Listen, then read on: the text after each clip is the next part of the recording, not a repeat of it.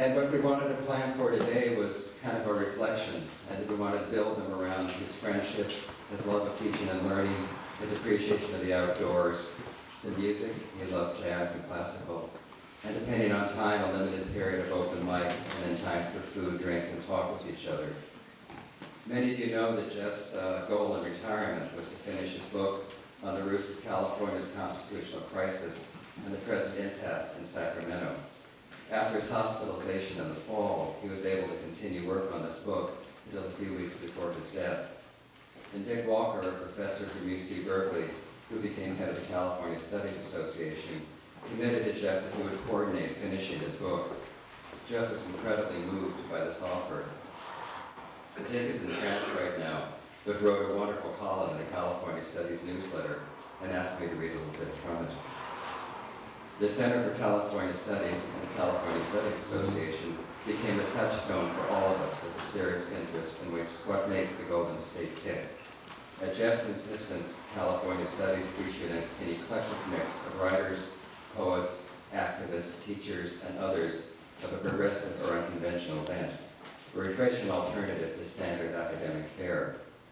Jeff's great love was for California and the state's politics. I already missed Jeff's razor wit and cackling laugh, the way he tilted his head as he was about to speak. Jeff was a character, all right, with a certain Western folksy affectation in the way he talked. He was a fabulous raconteur, always ready for the new story and a deftly delivered punchline. He was ever opinionated, never boring, and forever engaged with ideas and the people around him. So that's him. We have three speakers, and then I have some family comments. Malcolm Margolin is an author and book publisher, the founder and owner of Hadia Books in Berkeley, and founder of Bay Nature and other news we love to read. David Nydorf, president and professor at Deep Springs College, where Jeff taught and was emotionally and intellectually linked for decades. And David and Jeff also shared a love for the outdoors. Gene Torkham is a professor and colleague from California State University, Sacramento. And Jeff cared a great deal for Gene, and Gene's been instrumental in developing a scholarship in Jeff's memory. So let's speak from that one. Gee, when I think about what I owe Jeff, all I have to do is look around this room. Half my Rolodex is here. You know, when I think of Jeff, it's funny how you picture people. I picture his walking. He had the most amazing way of walking. With the arms swinging, he kind of, the shoulders forward, the eyes darting around. He looked like a log had just got off and was going to head into a bar and get into a fight. And there was this, there was a truculence to it. It was something more than just fight. It was engagement. He was looking to be engaged. He loved to be part of stuff. There was an activity to him. He had the most energetic kind of mind. For years, I would love talking to Jeff about anything whatsoever. He would talk about anything whatsoever, and it was just this sparkling mind. There are some people who end up hitting the ball across the net and nothing comes back. Sometimes there are people who hit the ball across the net, they swallow the damn thing. You can't find it anymore. With Jeff, you hit the ball across the net and all sorts of stuff comes back. Flocks of birds, herds of antelope, cannonballs. I mean, there was this amazing desire to just get in there and throw things around and play with stuff. He was the most playful person I think I've ever met. Played with words, played with ideas, was always out there to toss things around. And we literally played. We ended up, I think, maybe 2 or 3 times a month we'd go off and drink some wine and have lunch and play chess. And neither one of us was a very good player. We talked about a game that we played, which is probably a metaphor. But we were good enough to know that we weren't very good. And we would play chess, and you get to know somebody when you play chess, especially when you play hundreds of games for the last 20 years we've been playing. And it's this kind of intellectual area, it's kind of abstract, and you see what he does. He was lousy at big strategies. The big strategy, where he was really brilliant was when he was cornered. He was so great when he was cornered, he would bring out the best in him. He was crafty, he was surprising, he was smart. He would make these astounding moves. And then when he lost, he was so gracious about it. You'd beat him and then he'd look around, complete surprise and say, gee, I thought I had a one game. But there was also a tremendous generosity there. There was, after he lost, he would talk about how good you were, he would talk about how much he enjoyed the game. He would go over it again where he had made mistakes and where you had been brilliant. There was this wonderful generosity to Jeff. When he was running the California Studies Association, he would get conferences together. These conferences were just astonishing things. You'd end up looking out at the panel, and you'd end up seeing a Nobel laureate, and a UPS driver, and a poet, and a drunk. And they'd all be sitting there, and Jeff had all gotten them up in the same place, and they were all talking together. And it took a kind of irreverent mind. He had the most wonderful irreverence to see the undercurrent of things, to pull things together. We shared a whole lot. I think we kind of understood each other. We both were of the same generation. We both had the same political ideas, kind of. More or less. I don't think anybody had the same political ideas. That there was the same interest in California and California studies. We knew the same people. But there was something else that brought us together. We came from that same kind of Jewish background. And it was a background where the old country was a couple of steps removed. There was still the sounds of Yiddish. There was still that wonderful emphasis, that valuing of smarts, of humor. I mean, being humorous, being funny was very, very highly valued. Being smart was highly valued. Being a smart aleck was okay. I mean, just being out there in the world and being active and doing things. And it was part of that old world. The previous generation used it for self-gain. We grew up in a softer generation. We ended up pulling another strand from that heritage, which was public service. And Jeff was so interested, he was using that smarts for social justice, he was using it for union stuff, he was using it for the rights of people, he was using it to make a better world. And it was just a lovely thing that Jeff was doing. I owe him a great precedent there. I run a publishing company that I look around and the number of people that Jeff introduced me to that have helped create my world have been just legendary in the Legion. He was on my board, he wrote a book with us, he was a good friend, he was an advisor. That if I'd been successful, he's been a partner in so many ways. And I think there was a part of Jeff that always felt he felt unfulfilled in some ways. He'd never written a great book. He never was part of the grand intellectual world. He never got the great university appointment. And there was always a part of him that wished he had done better. But I think his valuing, I think his work was in the communities of people that he built around him. And I think the communities of people that owe stuff to him, that he brought people together. He was an instigator, he was a spark, he created scenes, he created community, and I think that this community is where we owe the greatest amount. And I'll just end it with, I think you can't talk about Jeff without talking about his sense of humor. And I'll end it with this observation that Jeff and I used to make many times at memorial services and when somebody died. It was a piece of Sufi wisdom that isn't it wonderful that death comes at the end of life rather than at the beginning. And I'm sorry that Jeff is gone, but it was just a joy having known him, and I'm glad that I had all those years with him. Thanks. I feel a bit of a stranger here. I'm the Experience College, so most of you don't know me. I actually feel like I know many of you because I've heard you guys talk about many of the people in this room for many years. Jeff was a strong presence at the Experience, and I realize that's a presence which may not have been evident to everyone who knew him here in Berkeley or at Sac State. But he was at the college, coming and going as what I think of as a recidivist visiting professor for just about 40 years. And during that time, he had an enormous impact on the community. And he had, I think it's fair to say, a strong hand, if not the major hand, in guiding some of the ideals of human character that our students work on and try to embody and hold each other to, even though they have no idea what they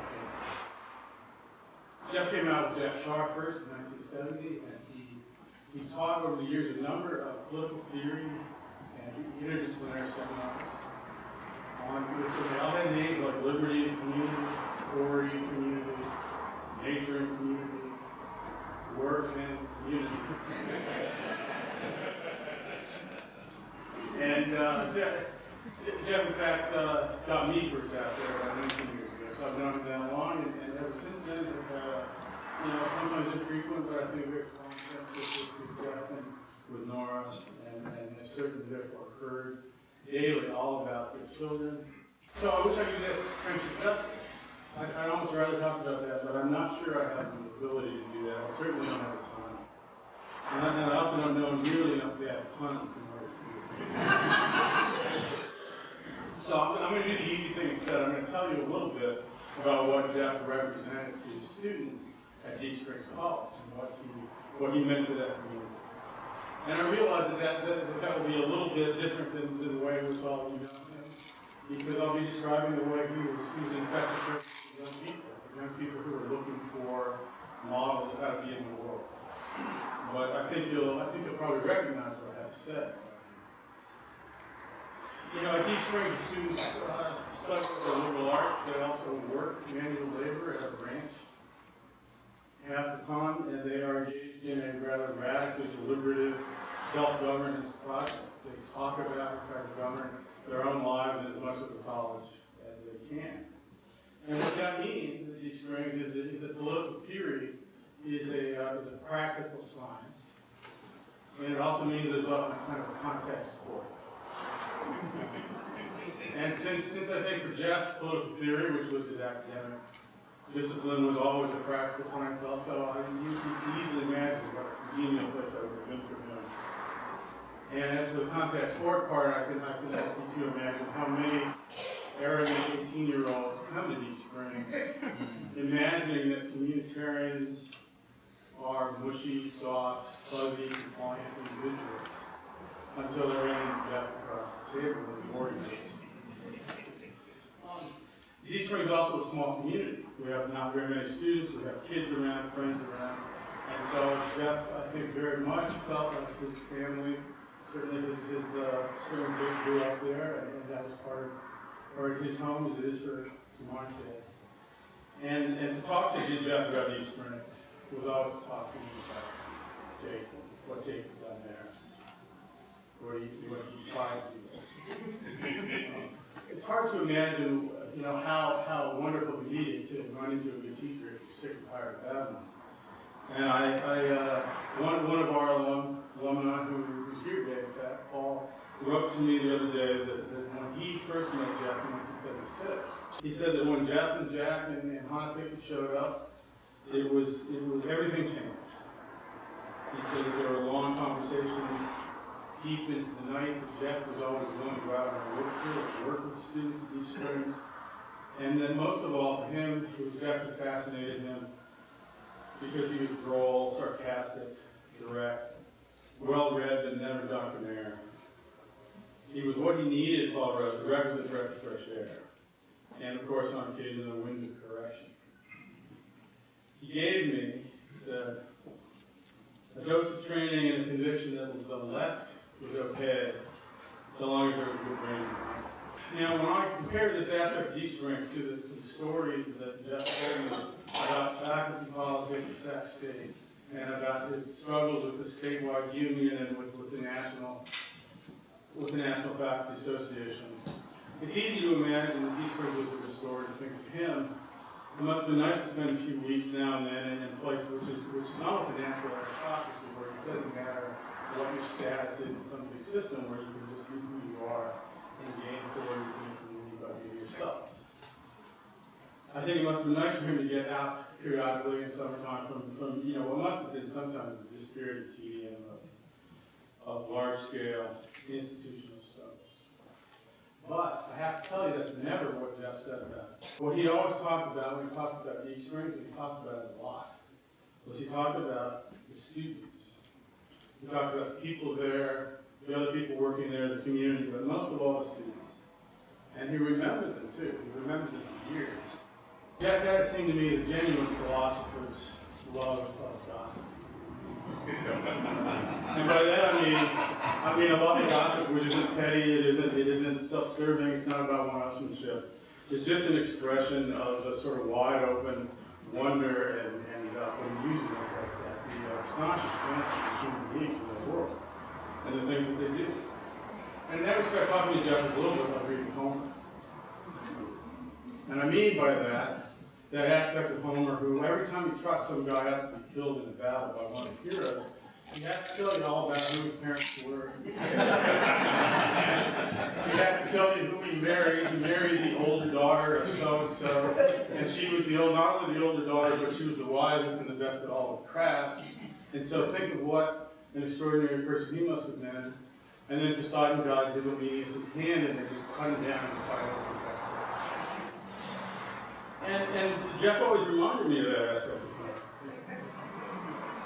Because I always see that as this kind of resentment of the shallowness of the present, of the mere present, and the desire to have what the richer, deeper aspects of what everybody is all together in front of you when you're talking about them and thinking about them. It seemed to me like an act of intellectual integrity to tell those stories.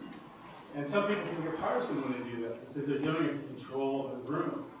But Jeff never felt that way to me. He felt to me like he was telling me stories about everybody he wanted to tell me an anecdote about. Because it was all outward directed.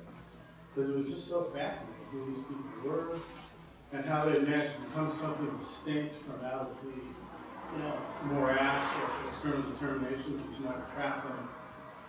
And a kind of delight in the craft of finding just the right answer.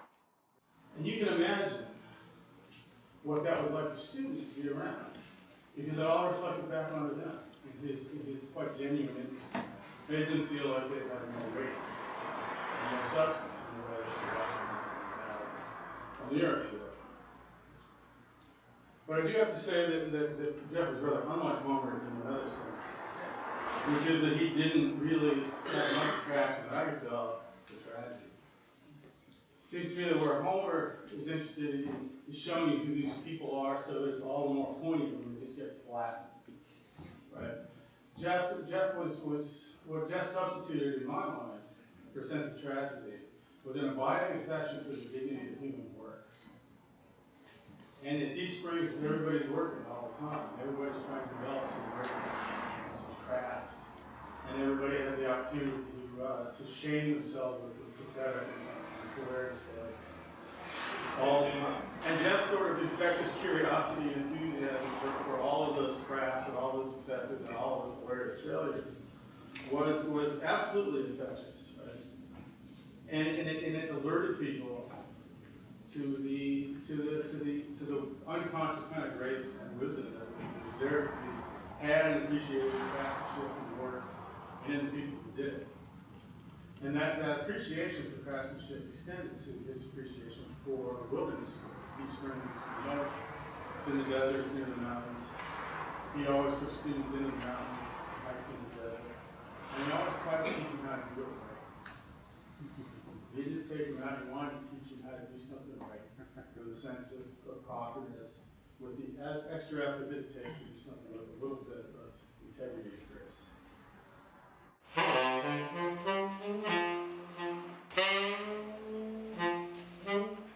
We grew up near a beach and spent lots of time hiking and camping around the area, and I think this kindled his love for issues around land and water and the evolving California landscape, both geographic and social.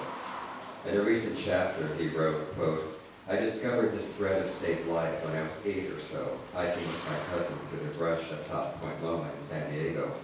Pushing through the brush, we suddenly found ourselves in ancient Greece, we thought, complete with temples, columns, and amphitheater. It was the ruins of Catherine Tingley's recently abandoned Universal Brotherhood and Theosophical Seminary. California has always been a place where if you're just part of the shrubbery around the corner, you'd stumble over a covey of utopians." Jeff and I also performed skits like an old vaudeville team, as Lustig and Lustig. Our mother wrote the scripts. This evolved into Ferber and Lustig, as Jeff and a friend, Rick Ferber, took over the mantle. It was with Rick that Jeff decided to ride rails to San Francisco, cajoling me into dropping them at the tracks and fibbing to our parents that his bus got off on time. Turns out they suspected something was amiss and went to see the bus off. And he did get much better at planning his rebellions as time went on. I think we all knew not to argue with Jeff unless we were ready. He believed strongly in his commitments and could back them up. And this was often helpful to me, not just in my growing, but as we became more involved in political action. When I got out of jail during FSM, I called our parents to tell them I was okay. Well, they were horrified. And immediately said, "Have you talked to your brother?" And I said I hadn't had a chance because he wasn't released yet. Well, to coin my sister's phrase, they plots to that point. And needless to say, they knew that Jeff didn't tread lightly, and they were willing to learn from him what it was all about. He was an early and able storyteller with an amazing memory for jokes that he could bring forward in the right context and at the drop of a hat, while he wove you into a discussion or analysis of something he cared deeply about. He could turn the simplest observation or interaction into a story of discovery, partially to examine what was going on. What were the cues? I think his fascination also went into the skill of games: chess, poker, hearts, games of strategy and outsmarting the opponent, which continued up until this May on his birthday, when he stayed up until around midnight to beat me at gin. What was also interesting to me was his ability to be both theoretical and then to find a creative way to organize people and turn it into action. And several examples. UC Berkeley has an orientation week for new students, and it's called orientation, and you meet in Sproul Plaza. And Jeff and a bunch of friends planned this orientation week. And this orientation week was a tour of the political sites of the campus, and they arrived with hats, brochures, the whole thing. The Free University of Berkeley. The Free University grew out of the free speech movement, had a magazine called Steps, and it was attempts to make post-secondary education more relevant and accessible. The California Studies Conference has been mentioned. There was a Humboldt Labor History Project, and he hoped that his current book would launch kind of similar new directions, both for him and for the conversation about California and where to go to California. And then I had lots of other observations. Loyalty to his friends. When Nora and Jeff got together, a close friend of hers said one of the greatest things about Jeff was his friends and his unbelievable engagement with and commitment to them. As a father, what a surprise for him, single parenthood. He worked hard throughout their life together, and what a bond. Jeff viewed himself as an itinerant academic, and he was accompanied by his itinerant son. And Jake and Jeff were joined at the hip, and I know this loss was enormous for Jake. As a husband with Nora the last couple of decades, he was able to share a love of music, and ideas. And as his grandchildren got older, Jeff enjoyed being engaged in their learning, what books they were reading, and their future dreams.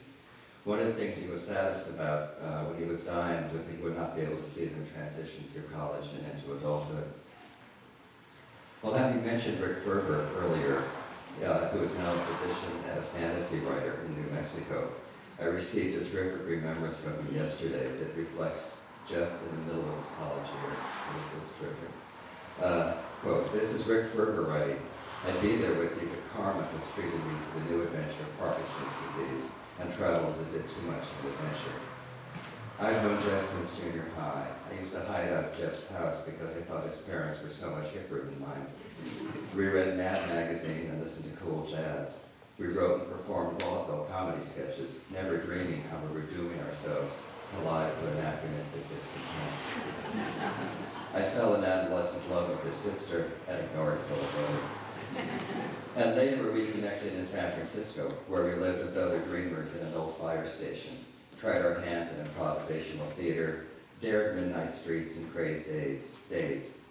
We were members of the crazy cosmic clown paint crew, a police lineup of artists and poets and actors, old radicals and commies. We painted like loonies, specializing in restoring decayed Victorian palaces.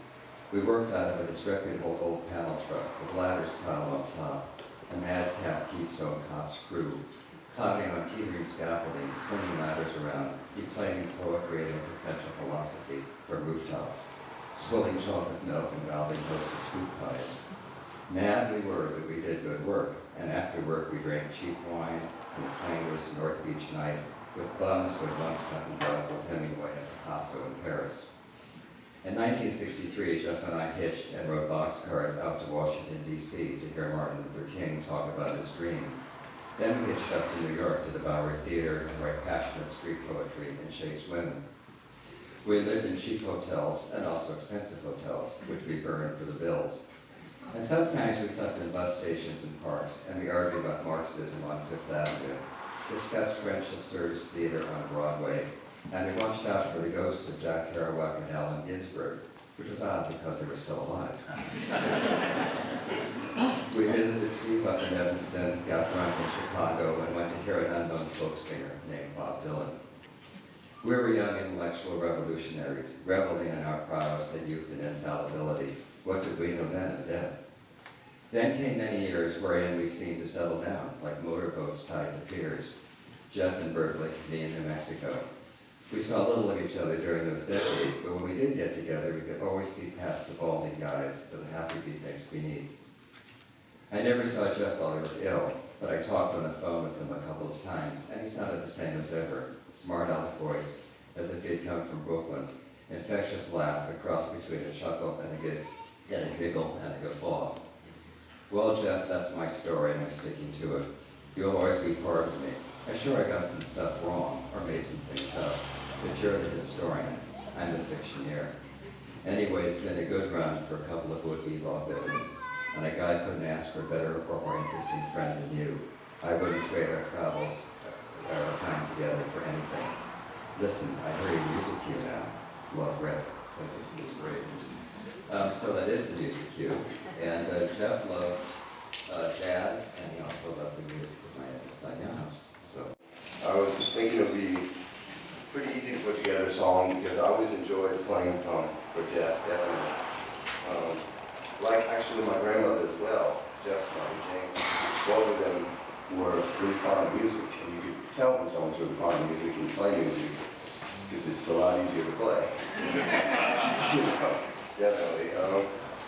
And Jeff, I went over to his house when he was sick, and I'm more of a saxophone player than a piano player, and I was going to play him some piano. He had a piano at the house, and I knew he was ill, so I wanted to make some music in the house and make the atmosphere nice. And I hadn't prepared any music, and I just thought I would just play. But Jeff liked music so much that it became more of a concert. He invited some people over, and everybody was sitting, waiting for every note, you know, which is a lot of pressure. So I was like, okay, I gotta get more serious. But it was a really nice time we had for about an hour or two, and I'll remember that. And by chance, came across a song that he liked a lot called Skylark. And he told me that every time he's hanging out with people and he's talking and Skylark comes on the radio, he would stop because he thought the melody was so pretty and he caught his ear. So I said, okay, for sure, for Jess Moore, I'll play Skylark. And I spent all week, you know, playing around with Skylark, which I could play a little bit, but I came to the conclusion a few nights ago, late at night, that I didn't really want to play Skylark because I was thinking of Jeff and another music. I went through his collection the other day, just sitting around.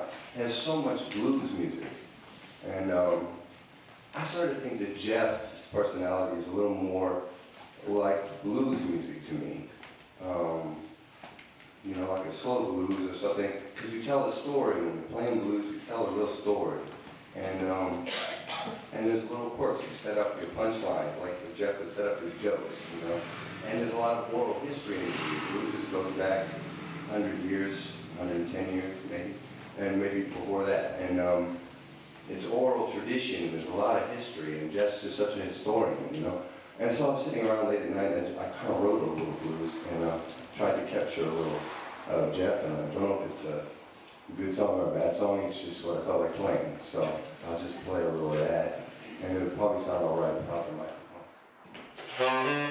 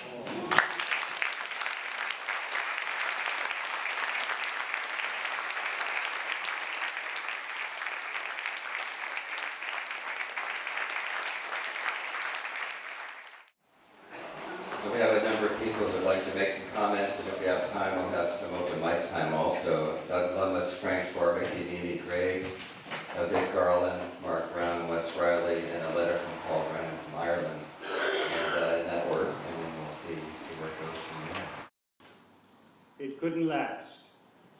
Spring passed. Jeff, a good-sized man who comfortably carried 185 pounds, was reduced to less than 120.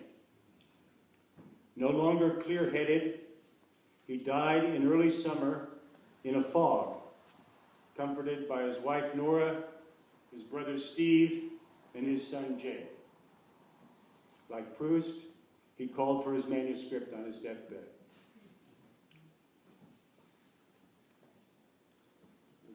This is a little bit different than some of the other folks said. Except for his devotion to his students, which was profound, Jeff was miscast as an academic. Not that he couldn't do it well enough. His first book, Corporate Liberalism, there's a debate here about corporate liberalism. His first book, Corporate Liberalism, has one of the first and still best discussions of how corporations became persons, and he continued to publish in scholarly and popular journals as they bounced him around from one campus to another. From UC Riverside to UC Berkeley, up to Humboldt State, back down to Riverside, and then to Sacramento State, where he settled in to stay. Publish and perish, he used to joke, but the truth was that no matter how distinguished his work, he was too combative, too rough-edged, too democratic for the Academy, or at least for those who ran it, as his pleasure in politics, in actually doing it, made him a series of good friends among his colleagues as well as enemies among his bosses. While he loved long walks and could spend hours alone at his desk writing and rewriting a single paragraph, he was a man of action, not contemplation. Jeff got things done. That's what Doug and I agreed to in that conversation. Jeff got things done. He breathed life into the Free University of Berkeley in the early 1960s. He almost single-handedly edited and produced our Little Circle's attempt at a magazine, Steps, in the middle 60s. He organized teach-ins, debates, and protests in the 70s and 80s as he was pushed from one university to the next. He founded the California Studies Association in 1989, and for 10 years made it as freewheeling and lively as any academic association could have been. He built the Teachers Union at Sacramento State into a significant force on campus, which together with his writing about the corporation of the university earned him the honor of a prominent place on Chancellor Reed's enemies list. And finally, in the lovely union of his commitment to friendship, his organizational savvy, and his determined will, he built from scratch the Paul Brennan Defense Committee, making it not only a spirited defense for his friend Paul, but an indictment of the booming primate gulag for immigrants. Everywhere, it was friends and foes, good times and combat. As most everything he built either perished or slipped away, leaving him not bitter, but looking for the next thing to do. Knowing full well that whatever it was, he and his friends would, in one of his favorite expressions, burn that bridge when we come to it.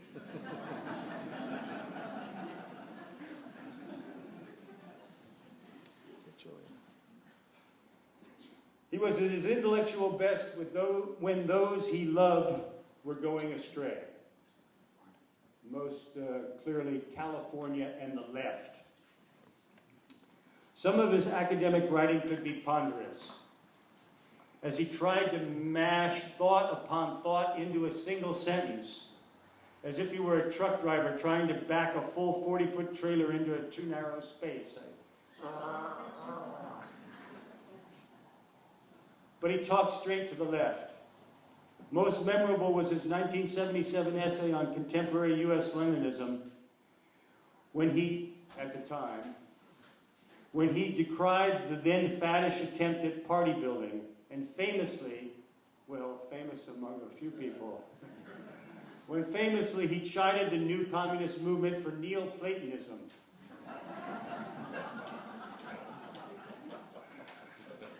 The proletariat and the party, he wrote, were not the real live working people we saw before our eyes, nor our little grouplets of would-be revolutionaries, but were ideal types of Leninist initiates who claimed to know an unseen reality behind the mere appearances of life.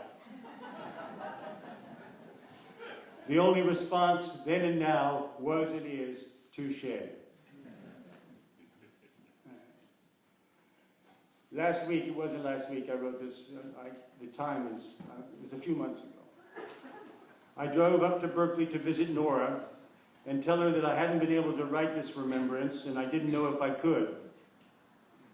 We sat in the living room. I think many of you people have sat in that same living room. We sat in the living room, I on the couch, Nora to my right in a chair at one end of the long coffee table, still filled with some of Jeff's magazines and books. On the piano across the room were the family pictures. Jeff with Jake, the son he loved and raised. Jeff with Nora, his true partner. Jeff with his friend and teacher, Jack. The grandchildren, Eli and Sonia. Nora finally brought the bottle out. It seemed a beautiful room, like Jeff, sturdy and light. Jeff's chair, a bit higher than the couch, was at the other end of the coffee table. But where was Jeff? Dead and gone.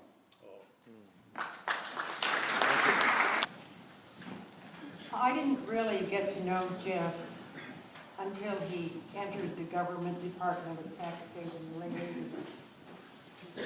But I met him at least 2 decades before that, for sure, in 68 or 69, when my husband and I went to spend a weekend with Jack Sharp at his cabin in Whitehorn. There was another couple there, one of whom turned out to be Jeff. Neither Jeff nor I remembered it until about 2005, when I found a photograph of that visit. It showed me and some strange guy with a lot of hair. I showed it to Jeff and he said, "That's me." I didn't see him, I think, in the intervening 20 years, but our lives revolved around the same powerful poles: Berkeley and the university, California, a love of the land, mountains, wild places, hiking, political theory, and a dedication to teaching the state university system. And maybe most important, the great tides that flowed out of the 60s. So that even though my friendship with Jeff is fairly recent, I feel we grew up together. We were formed by the same remarkable world. I have to say, it was a marvelous time in American life. And for me, there's no better embodiment of it than Jeff. Jeff was a free thinker to the end. He saw through the bullshit. He had intellectual and moral integrity. He never sold out. He had courage. And I would say that he never seemed to struggle for those qualities. They were who he was. He could do no other than that. For me personally, the most moving part of Jeff was the way he faced death. Probably the most difficult challenge all of us will face that really reveals the character of the person. He faced it in his characteristic way, straight ahead. He had humor. He had no self-pity. He had time and concern for people who visited him. But above all, he was straight ahead about what he faced. What an inspiration for me and for the rest of us.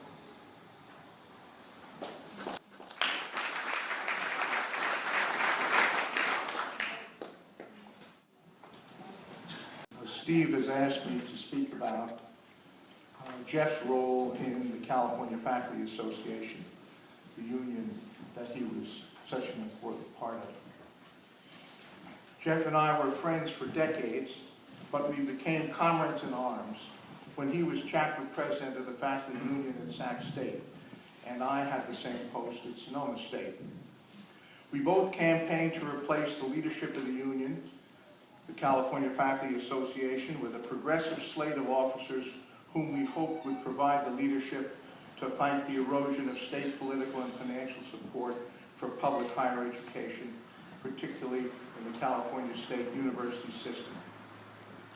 The group prevailed in 1999 when our candidates won statewide office in CFA. During the next 5 years, Jeff served the CFA in a variety of roles. He was Sacramento State Chapter President. He represented chapter presidents on the statewide CFA Board of Directors.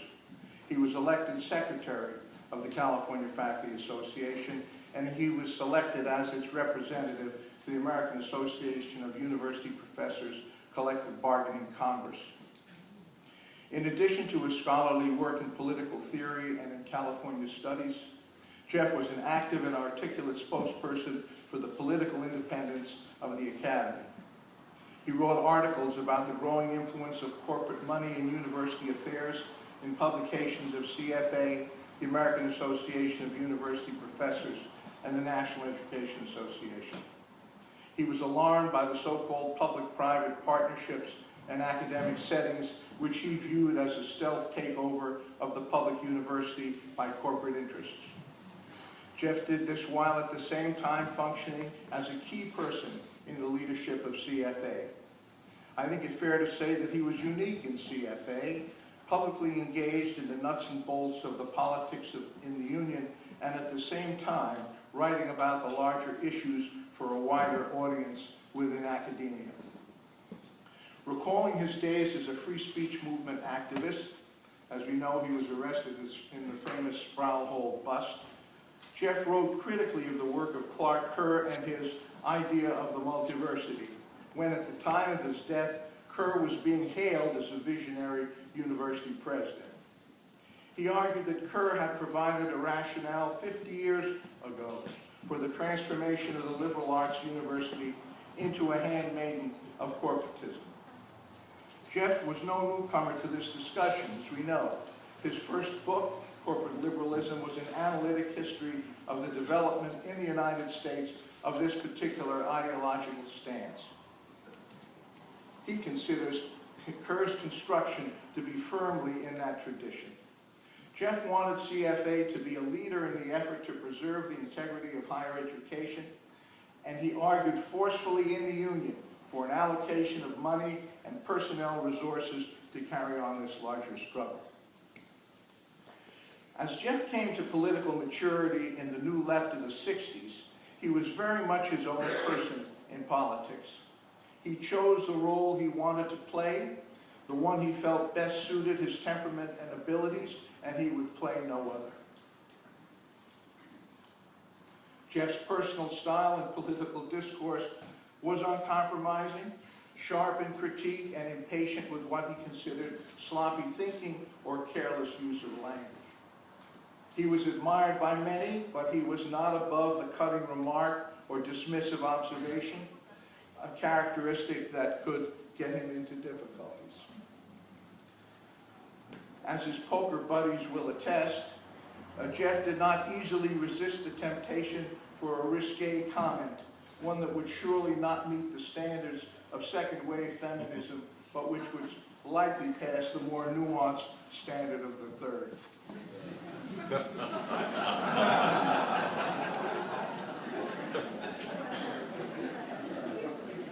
Jeff's initial field of graduate study at Berkeley, political theory, was with Professor Roland Shar and Jacobson, names familiar to many of you in this room.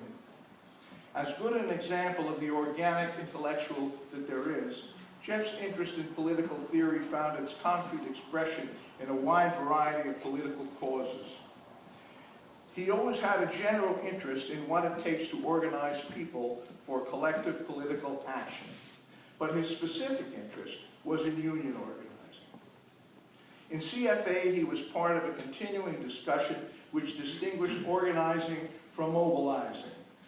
For Jeff, organizing meant creating the structures within a union that would allow the members themselves to generate the program and provide the leadership for collective action.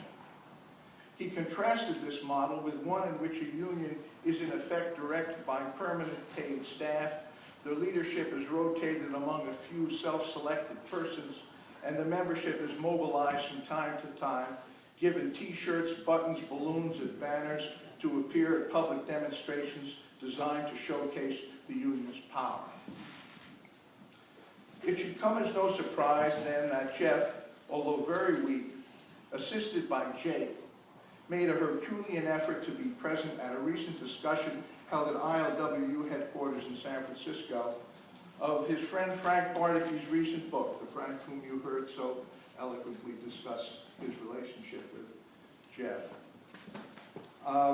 Frank's book, Trampling Out the Vintage, a critical assessment of the United Farm Workers Union and its leader, Cesar Chavez. Frank and longtime organizer Mike Miller led a lively discussion of the organizing strategies employed in the various periods of the union's history. As it happened, that was Jeff's last public event. To many in CFA, Jeff seemed what used to be called a tough guy. He walked with a muscular, self-confident swagger, and he spoke with an air of authority. But as is often the case with close friends, those to whom one willingly confesses weaknesses and vulnerabilities, Jeff could reveal a thin skin and a tender core. Shortly before he died, he told me that he himself was surprised that he found great pleasure in having Nora read poetry to him. He asked me whether I found that odd. As someone who had shared ups and downs with him during the past 20 years, I didn't find it odd at all. And that is what I told him. He looked at me with a thankful smile, and then he moved quickly to some other topic. Jeff lived up to the meaning of the Lustig name, the German meaning. Although he had more than his share of personal and professional struggles, it's clear that Jeff got a big kick out of living. And he had the knack of infusing others with the joie de vivre that he had. His family will miss him sorely, but so too will his many friends and comrades with whom he shared a life. And so there you have it.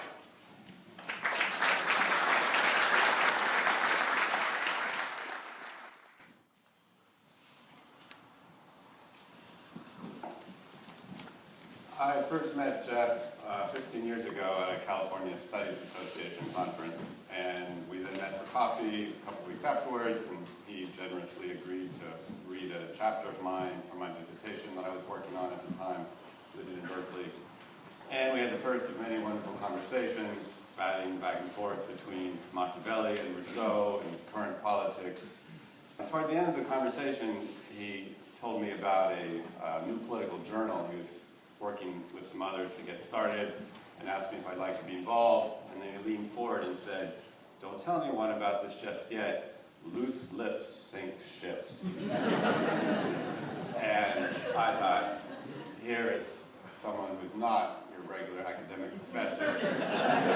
Here is someone who sails ships. He has ideals, he thinks strategically, and he likes words that rhyme. And that was the first of many conversations. And in thinking about what to say about Jeff, what I keep coming back to is just how much I love talking with him. And how every time we would talk, I just never wanted it to end. We talked in his office in the morning sometimes before classes would start. We talked walking along the banks of the river. We talked in his living room, in cafes and bars, dinner, over in restaurants. And it was always a real privilege just to share that conversation. One of the things we talked about most often was teaching and our students. And I remember once he told me about a student of mine who'd come to him to complain about the grade that she'd gotten in my class. And I had already emailed it to her. She told me her complaint, and I responded and tried to explain why she got the grade she got. She was a good student, but she got a B because she almost never participated in class discussion. And she said to him, Professor Brown told me he gave me a B because I didn't participate and because I was demure. And I don't think I should be marked down for my character. And Jeff said, well, are you sure he said you were demure? Maybe he said that when he called on you that you demurred.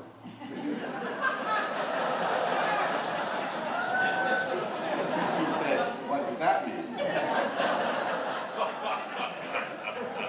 And he explained it to her, and she said, oh, well, yeah, maybe that was it. She said she'd go check the email and look up the word. As you know, Jeff was very involved in the free speech movement in Berkeley in '64 and in other political activities in Berkeley in the '60s. And when we would talk in small groups and large, he would often tell stories about those times. Sometimes the stories were a little long, sometimes we'd heard them before. But it usually really didn't matter because they were wonderful stories, they had a political point, and it was worth hearing them more than once. And for me personally, they were also important because they were many times very similar stories to the ones I had heard growing up in Berkeley. And they echoed stories I had heard from other people, and there was always a certain connection between the stories he told and my childhood in Berkeley that gave them a certain added meaning. And just this morning, actually, this sounds like I'm making it up, but it actually happened. Just this morning, I was talking with my son about what he'd been doing with our visitors. The last couple of days, we have visitors from Germany at the moment. My wife's cousin and her husband and their 2 kids. And our son Josh, who's 13, had gone with their boy downtown to walk around Telegraph. And I asked him, well, what did you guys do? Did you go to Blondie's, get some pizza?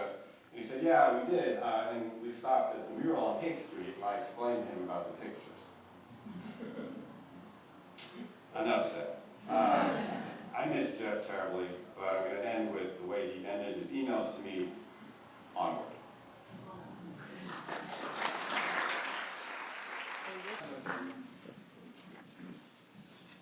Frank mentioned Paul Brennan, and Paul was an Irish friend of Jeff's who fought with the IRA, escaped from prison, and worked in this country for 20 years. And even after he was pardoned abroad, he was arrested and deported from the U.S. for expired papers. He lives in Ireland and can travel actually anywhere in the world but the U.S. Jeff worked hard to get him released while he was in the States, and Paul sent a remembrance he loved read. So this is from Paul. This eulogy has been read on my behalf because I cannot physically be present with you. My name is Paul Brennan, and Jeff is one of my nearest and dearest friends. My wife Joanna and Jeff's wife Nora are also best friends. Indeed, that's how we met. For over 20 years, I resided in Berkeley, where we often spent time together at each other's houses, at parties and gatherings over the years, and Jeff and I became very close. So it was with great sorrow that I penned these words for those gathered here, not just to mourn Jeff's untimely departure, but more so to celebrate his life, because that's what a memorial should be. Alas, he was taken from us all too soon, just when he should have been enjoying his long-deserved retirement from academia. And it's difficult to understand the hows and why this should befall such a good person, as Jeff surely was. These are questions without answers, and we should not dwell or ponder them, but rather highlight the positives of his life and celebrate our dear friend, husband, father, grandfather, stepfather, brother, brother-in-law, uncle, teacher, colleague, and neighbor, all of which he was, and more. Jeff was more than just a friend to me. He was a mentor, an advisor, and above all, he was there for me when my own political problems followed me from that troubled province, Ulster, in Ireland. More than a few of you here will know or have read of these details. Jeff understood politics and activism, as his history here in Berkeley and his involvement in the free speech movement of the 60s loudly proclaimed. So he knew the wider issues of my plight, apart from just getting me out of jail, and had no hesitation in stepping forward to help me when it counted, as indeed other friends and family did. But Jeff was always at the forefront when he identified an issue or cause that he believed deserved his attention, and more importantly, his support and active involvement. Those of you who knew Jeff will know he was outspoken and wasn't afraid to say the uncomfortable truths as he saw them, sometimes to his own academic detriment. But that was him, that was Jeff. He was a stalwart for me when I needed him, as he was to others whose causes he took up. The last time we saw each other was in Mexico, where we were for the wedding of Nora's boy Jacob, and we had some time to relax and catch up with each other, bathing in the warm waters off Veracruz, and eating and drinking with our wives and other friends and family who had traveled down for the event. I was so grateful for the opportunity to see them all again, but especially Jeff, because we had developed such a close bond over those many years. We talked of many things, as we often did, and of our different life paths and experiences. He had a lively interest in Irish history and politics, past and present, and could draw out the parallels and contrasts between what was happening in other struggles around the world and what was occurring within the U.S. at those particular times. I learned a lot from him. As I mentioned earlier, Jeff met his wife Nora through her daycare center, where Jeff's son Jacob went. After many years, a romance developed and blossomed. When they eventually did get married, it was my former lawyer, Jim Larson, after being elevated to the federal magistrate's bench and after he left my case, who officiated at their marriage ceremony in his new office, and in fact joined us afterwards for the celebration dinner in San Francisco. Jeff got to know him through his involvement in my case, and I was very pleased he had happily agreed to Jeff's request to wed them. I believe it was also Jim's first wedding as a new magistrate. This was just another connection that drew us all closer. Now, Jeff wasn't perfect, as none of us are, and he had his quirks, as again we all do. But one that often amused me when we'd be over at Jeff's and Nora's place was the long-running tiff they'd have over the central heating. And some of you may recognize this. Anyway, Jeff was forever readjusting the heating thermostat downwards after Nora had it set, complaining it was too high. Well, Jeff, I hate to say this, but Nora was right on this one. We could have done with a few more degrees many a time. Though in Jeff's defense, he and I did discuss a new heating system to replace the old one, and he was considering it when I left. Hopefully, Jeff, wherever you are, they've got the heating just right for you. And now, Nora, the thermostat is all yours. Ironically, both Jeff and Nora had a trip planned to go to Iceland this summer, then to fly down to Ireland for a visit with me here in County Donegal, where I now live. A really beautiful coastal county that I know he would have loved and appreciated. Sadly, you never made it, my friend, and I was so looking forward to seeing you once more. I will forever miss your quick wit, devilish good and frequent gallows humor, and your warm smiles and laughter. That's how I shall remember you. But still parts of me can't believe you're gone. I scroll through my cell phone book, and there you are. I check my recent emails, and there you are. I look at my photo albums, and there you are. I still can't believe it's real. It has been and is a great honor and privilege to have known you and to have been counted one of your friends, and to have you counted as one of my nearest and dearest friends, and dare I say comrade. For you fought the good fight, right to the end, against the wrongs and injustices in your own inimitable way. Farewell, Jeff. I will never see your likes again in my time. I shall remember you till the end of my days with greatest fondness, appreciation, respect, and love. Farewell, my friend. Farewell.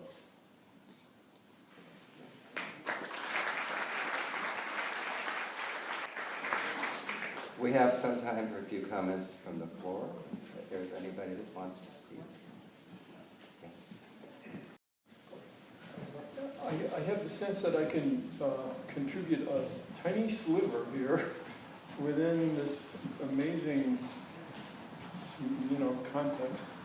Looking around these pictures, I'm looking at that one over there on the right, and I kind of think that's Jeff at a meeting. And I have a sense that perhaps what I'm saying will give a sort of a context of a transition from the time when he was hitchhiking around the country and, slipping away from hotel bills or whatever he was doing, until suddenly he was an activist. I met Jeff because of an alphabetic coincidence. My name is Long, L-O. His name is Lustig, L-U. And as a result, he and I were seated next to one another on an airplane from San Francisco to New York in 1964, and I have to sadly correct my friend over there, it was 64 that the Cuba trip took place. There had been one in 63, but Jeff and I were on the 64 trip, and we were breaking the travel ban. And here we are, the two L's, and we hit it off. We talked and talked, you know, there you go, Jeff the talker. So we talked across the country, and it turned out that there was a K across the aisle from me named Alan Krebs, who some of you may know. And he and his wife Sharon and his son, their son, Thorsten Veblen Krebs, who was 7 years old at the time. There's 5 of us, and a fellow behind us, Bob Mates, who all of you, some of you may know, who was an M. So the KLM group, by the time we finished our trip, we were a solid contingent. And in order to get that 90 miles from Florida to Cuba, we had to fly first to New York City, and then we changed planes and we flew to Paris. And then, given that we were in Paris, of course, we landed in the evening and they said, we're going to get on another plane tomorrow morning. So there's 6 of us, spent the whole night wandering around Paris. We went to Les Halles and had onion soup, and we went here and there. So then we had to fly to Prague, Czechoslovakia, in order to get a Russian plane to come back to Cuba, to Havana. And as I say, here we were all sitting right there, and every once in a while we'd get up and go talk to somebody else, but pretty much we became a little collective, so to speak, or at least a group on this trip. And as we traveled around Cuba, every day there would be a new place to go, a farm or one thing or another. We began to cut out from the bus, and we would just leave early, and we would wander around town, and we would talk to people, like gusta la revolucion, and they would all flip out. Yes, we love it. Come home with us, and let us tell you about this and that. And I suspect that Jeff, who looked a lot like that at the time, he was 21 years old, this was impressive to him. And so we went to these various places. We stayed in the Hotel Nacional, which is the place where Al Pacino and his friends cut up the cake in The Godfather, you know. We went to Minas del Frio, which is high up in the Sierra Maestra, where Fidel and his group had their camp. We actually met Fidel Castro. Che Guevara came into this room that we were sitting there, and he put his leg up on the desk, and he sat there and he talked to us for hours, smoked a cigar. We had this incredible experience of getting turned on, this like gusta la revolucion. Yes, we love it. This is what's happening. We went to Carnival in Santiago de Cuba, which was the most black and most revolutionary province of all of them, where the biggest latifundio were. And we went to Moncada, which is where Fidel and his group had first attacked, the Batista forces. And where he made his, in the trial, he made his speech, history will absolve him. So when I think about Jeff, and I started thinking about this, and I realized that we had just gotten home in that summer, and it was only a few weeks later before there's Jeff sitting in Sproul Plaza looking at Mario Savio on the car, making his speech about spindling and mutilating and so on. And then a very short time after that, Jeff himself was in jail, And so, I don't know, I think this was a significant summer time, and that's what I would like to share with you. And certainly history has absolved the both of them. So, thank you. Hi, my name is Richard Borovitz, and I first met Jeff at a trial to be in a speech class with Dr. Strip here in Berkeley. It was, oh my God, 1962, 50 years ago, and we became friends, and then we became roommates.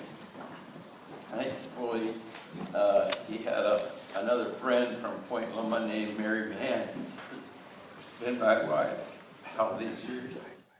I have to thank Jeff for introducing us. And everybody said so many beautiful, wonderful things about him that I don't want to dwell on those. The thing that got to me was the idea that many of us now have less of our lives before us and more of it in the past. And I'm trying to make sense out of death. You see, the end of life issues seem to haunt a lot of us. I mean, and as Jeff might have said one time, or I heard it from somebody, that growing old isn't for sissies. And it's clear that the warranty has expired, and we are now on a path of day to day with no guarantees. When Jeff said, he called and said that he had cancer and it did not look good, I felt at such a loss as to what to say that I could say to help my old friend. But somehow these end-of-life issues can change our philosophy a bit. And yesterday, we were at the Jack London Square, and on the plaque below the London statue there's something like this is said that as a young man, Jack led a full life, a worthwhile life, meant to move like a meteor, not to just exist, but that to engage life to its fullest, take advantage of every second. And Jeff and I talked about that kind of thing, and we talked about like Dylan Thomas's poem to his father, "Do not go gentle into that good night. Old age should burn and rave at those that take. Rage, rage against the dying of the light." We talked about that and how great it was, and it was my feeling that's what you should do also. And Archibald MacLeish and Andrew Marvell, all those people are to his coy mistress. Had we but whirled enough in time, this coyness lady were no crime. We would sit down and blah, blah, blah, and then worms shall try that long preserved virginity, and your great honor turn to dust, and into ashes is all my life.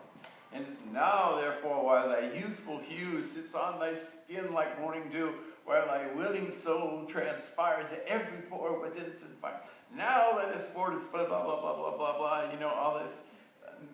Thus, though we cannot make our sun stand still, yet we shall make it run. That kind of thing, that we got to live every moment to its fullest. I don't believe that anymore. And,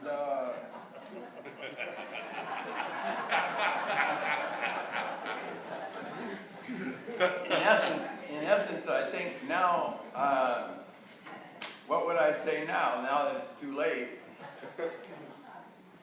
This idea that we talked about death, life, being strong. Now that Jeff is gone, I feel terrible and hurt. And yesterday when I saw that thing about Jack London, I said, that's a young person. That's someone who's young. Talks about living life to its fullest. And that every second counts. And that you can't stop the sun, but you can make, push, push, push, push, push. We have to be strong. We have to be productive. We have to be brave. We have to be courageous. All those kinds of things. And now I think, when you get to be at this stage of our life, when there's more that you have of history than you have in your future, it's okay to be weak. It's okay to just be. And we can be happy if we have another sunrise. And we know that, hey, there's always another book, and the work is never finished. So tomorrow's another day. And we don't have to make time run anymore. We can look at nature's rhythms. And what I think is important now is maybe just to feel some peace and tranquility, to feel connected to our loved ones and nature. And it's quite enough to rest in peace before your end. I think if you could just rest in peace before your end, it would be a blessing. And thanks, Jeff, for teaching us all a lot about life.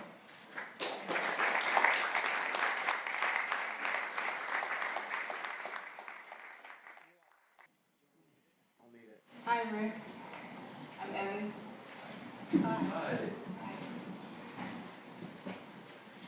I knew Jeff since we were 19, and we're at Berkeley together, and followed Joan Baez and Sproul Hall during the free speech movement, and we shared all of those years and times. But fast forward, I spent some very memorable and precious afternoons with Jeff, as a number of you did.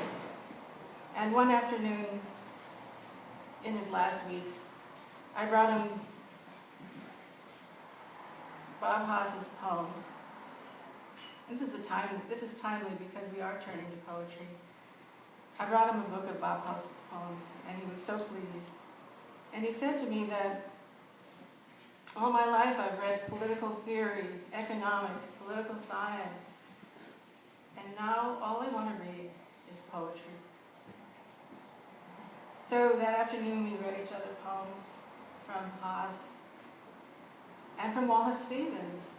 And incredibly, this poem that he said is the perfect poem is in our program, and I'll just read it. The Snowman by Wallace Stevens.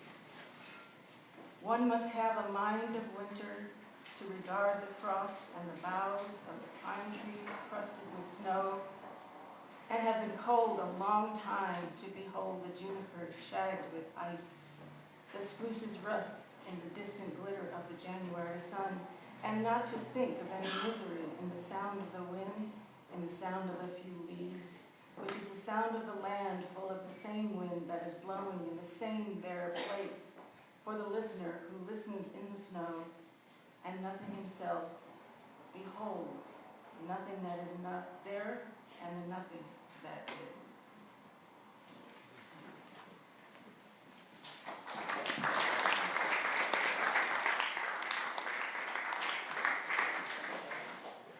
We'll do one more and then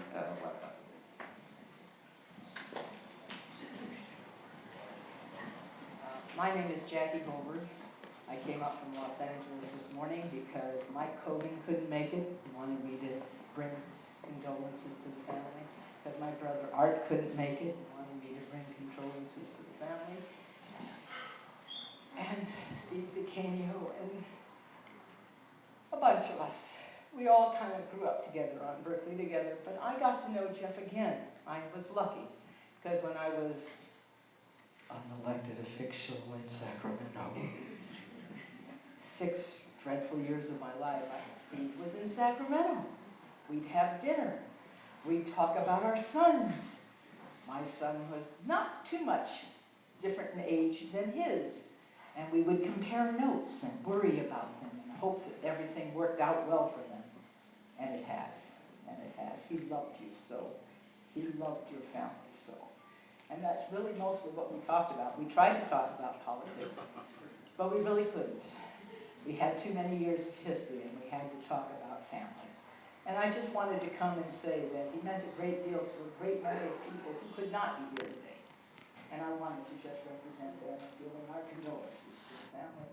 He will be truly missed.